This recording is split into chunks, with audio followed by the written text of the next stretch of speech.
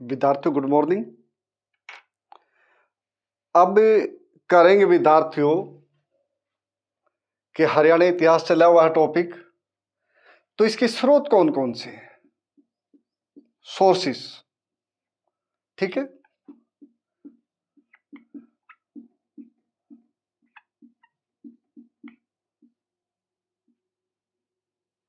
कौन कौन से स्रोत हैं।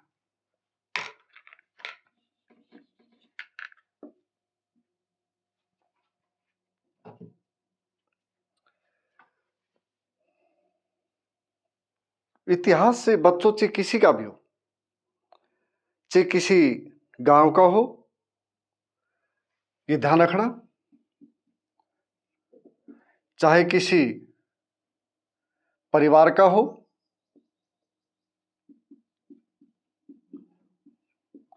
किसी शहर का हो, किसी राज्य का हो या किसी देश का हो, इन सभी में ये बात मिलेगी, एक कॉमन बात मिलेगी।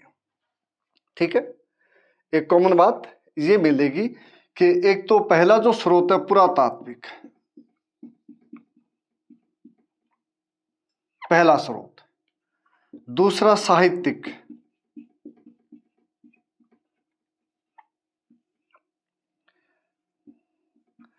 तीसरा विदेशी वृत्तांत। इसमें विदेशी वृत्तांत में विद्यार्थियों चाहिए तो कोई ट्रैवलर आया हो, यात्री आया हो, या उनकी पुस्तक है उसमें दर्ज हो, पुस्तकों में दर्ज हो। ठीक है ना। चौथा लोक धाराएं,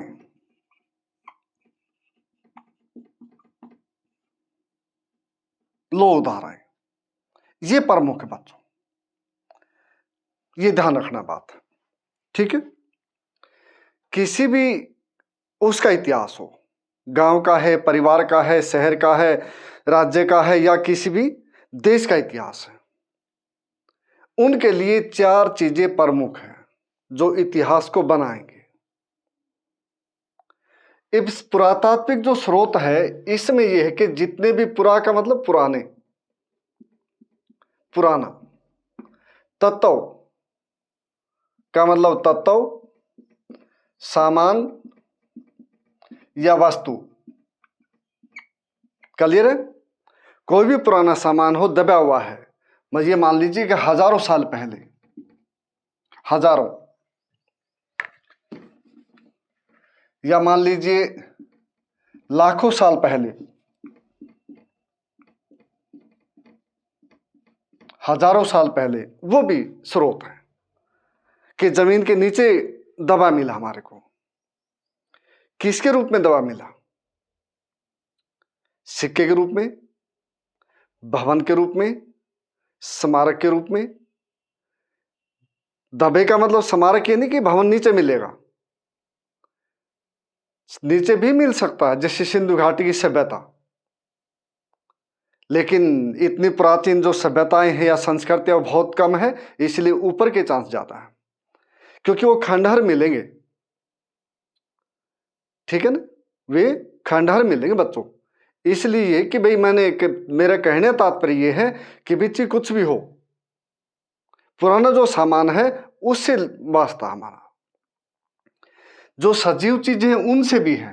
कि ये मान लीजिए कि सिक्के हैं, ठीक है, भवन है, मर्द भांड है। मर्द भांड का मतलब बच्चों मिट्टी के बर्तन। ठीक है, कोई स्मारक है, ये इसमें आएंगे। ठीक है, इसके साथ साथ अगर कोई वस्तु, कोई सामान हमारे को सजीव भी मिलता है, निर्जीव के साथ साथ, तो उसको भी हम स्टडी करके ये बता सकते हैं कि ये चीज, ये जीव इतने साल पुराना रहा होगा। जैसे हमने ये मान लिया कि भी लोहा, कि भी लोहा 1050 ईस्वी पूर्व कहाँ मिला? इलाहाबाद के पास। ठीक है, उसके पास मिला। क्या नाम स्थान का? अंतजिखेड़ा, जिखेड़ा, ये नाम विद्यार्थियों। तो किससे लगा पता? ये जो लोहे के ऊपर जो जंग लगता है उससे फिर वैज्ञानिकों ने उसकी डेट पता लगाई भी इतने साल पुराना रहा होगा। ठीक है, जैसे मैंने बताया भी सजीव भी कोई वस्तु है तो उससे संबंधित में भी हो सकता है कि भी आदमी कोई भी जीव जिंदा है तो सांस लेता, ब्रीदिंग करता है, तो उसके माध्यम से कार्बन की मात्रा एक निश्चित रूप में जाती है हवा के माध्यम से आदमी के अंदर, या कोई भी जीव है उसके अंदर जाती है। जब उसके अंदर गई तो एक स्थान पे जाके वो इकट्ठी हो गई, फिर उसकी डेथ होगी। डेथ हो गई तो उसके बाद फिर उसके अंदर कार्बन की मात्रा जाना बंद हो गई, डेथ आफ्टर डेथ। ठीक है बच्चों, ये बंद हो गई। अब ये बंद हुई तो अब जो कार्बन की मात्रा शरीर के अंदर डिपॉजिट हुई थी वो सहज सहज डीके हो जाएगी। अब उससे आर्कोलॉजिस्ट एक अनुमान लगाएंगे कि भी इतने साल पहले इस जीव की मृत्यु हुई होगी। जैसे वैज्ञानिकों ने कहा कि भाई डायनासोर, यही टेक्निक थी उनके पास भी, तो पिक्चर भी आई डायनासोर से संबंधित कि भी बहुत विशाल का एक मैमथ वो जीव थे। तो ये बात है विद्यार्थियों, इसलिए ध्यान रखना, कन्फ्यूजन होने की जरूरत नहीं है। पुराने तत्व सजीव है निर्जीव है, हाँ एक टेक्निक होती विशेष, उसके माध्यम से उसके द्वारा हम उसके बारे में पता लगा सकते हैं। साहित्यिक स्रोत कोई भी स्रोत है, कुछ भी लिखा हुआ है किसी भी भाषा में, किसी भी भाषा में, ठीक है ना, किसी भी तरह, वही है, ये स्रोत है। विदेशी वृत्तांत जैसे हुन सांग आया भारत में,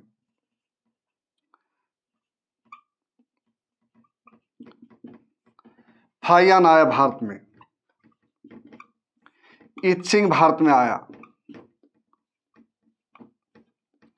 ठीक है ना। इस प्रकार न्यारका सेट जो सिकंदरी साहब थे वो उनने भी लिखा, हेरोडोटस ने भी लिखा, ठीक है, अरिस्टोबुलस ने भी लिखा, फिर पिलनी थे उनने भी लिखा, फिर जो भी आए अल्बोर्नी जो भी उनने भी लिखा। तो जो भी जहां से मिल जाए कि भारत के बारे में, राज्य के बारे में, क्षेत्र के बारे में, उस स्थान के बारे में, वही है बच्चों। ठीक है, इसलिए जो बेसिक कंसेप्ट है उसको समझ लो, बेड़ा पार ये भी हरियाणा से संबंधित है, या राज्य से संबंधित मान लो या देश से संबंधित मान लो। फिर लोग धारा ये भी बनाते हैं इतिहास, जैसे हम कहें कि हर एक राज्य की एक बोली है, बाद में जाकर भाषा का दर्जा मिल गया दूसरी बात है, नहीं तो राज्यों का जो विभाजन है, देश का जो विभाजन हुआ राज्यों का, वो भाषाई आधार पे है। एक निश्चित बोली डेवलप हुई एक एरिया में, हरियाणी हुई, पंजाबी हुई, मराठी हुई, तमिल हुई, मलयालम हुई, कन्नड़ हुई, असमीज हुई, बांग्ला हुई, ठीक है ना, अवधी हुई, ठीक है, हड़ौती हुई, इस प्रकार XYZ, ठीक है ना, ये है बच्चों। फिर दूसरी बात ये मान लीजिए कि जैसे हरियाणा में है पर्दा प्रथा गांव के अंदर, तो भी कैसे पता, गांव के बड़े बूढ़े से पूछेंगे, भाई नहीं ये शर्म होती है, एक पर्दा होना चाहिए, वो ये बात कहेंगे। लेकिन उनसे ये पूछ लो कि भाई आदमी क्यों नहीं करते, आदमी क्यों फ्री है, उनको क्या अधिकार है कि भाई महिलाओं से आएंगे तो महिलाओं के बारे में निश्चित वो करेंगे, पर्दा करेंगे नहीं करेंगे, तो फिर उनके पास कोई जवाब नहीं है। ठीक है ना, जैसे एक बड़ा उदाहरण राष्ट्रीय स्तर पे कि भी दिवाली, किसी से पूछ लो कि दिवाली कब से मना रहे हैं, बड़े बूढ़े से, नो बहुत पहले से। ये बहुत पहले कोई निश्चित तो समय नहीं है उनके पास, लेकिन बहुत पहले से, ठीक है ना। इसी प्रकार जो दूसरे धर्मों की या दूसरी परंपराएं या क्षेत्र के अनुसार हुए हैं, तो वो भी बच्चों इतिहास बनाते हैं, ये बात ध्यान रखना। इस प्रकार ये इतिहास के जो स्रोत है कि पुरातात्विक, साहित्यिक, विदेशी वृत्तांत, लोक धाराएं, ये 4 फैक्टर हैं जो इतिहास को बनाने में काफी मददगार या इन्हीं से इतिहास बनता है। ठीक है, तो छोटी छोटी बातों से कंसेप्ट अगर बच्चों क्लियर हो गई तो फिर ये मान ले कि कोई भी सब्जेक्ट आपके लिए मुश्किल नहीं है। ठीक है, तो ये ध्यान रखना सभी का। अब धन्यवाद। इसको हरियाणा के संदर्भ में भी, किसी राज्य के संदर्भ में भी, और भाई राष्ट्रीय स्तर पे भी या भी वर्ल्ड लेवल पे भी यही स्रोत होते हैं। ठीक है विद्यार्थियों, धन्यवाद।